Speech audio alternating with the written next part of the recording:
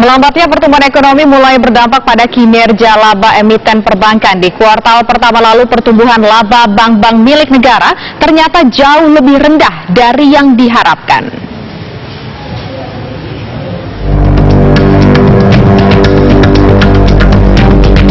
Seiring dengan melambatnya pertumbuhan ekonomi, kinerja perbankan mulai turut tertekan. Sepanjang triwulan pertama tahun 2015, 4 bank milik pemerintah ternyata membukukan kinerja kurang memuaskan, baik dari sisi pendapatan maupun laba bersih.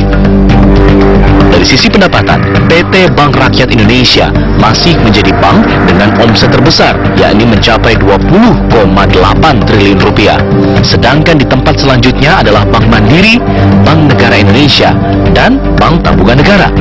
Meski pendapatan tumbuh cukup tinggi, kinerja laba Bank BUMN justru mengecewakan.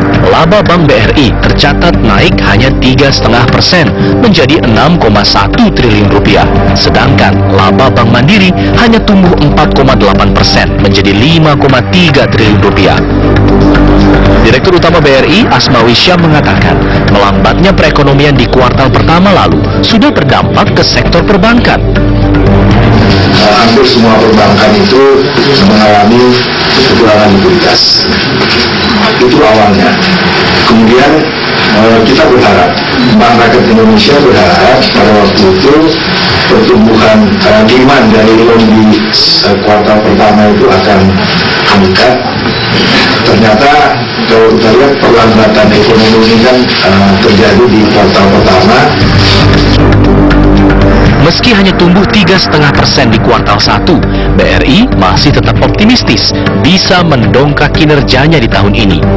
Bank BUMN ini menargetkan laba bisa tumbuh di atas 10%. Dari Jakarta, Asben Bedef, TV One mengabarkan.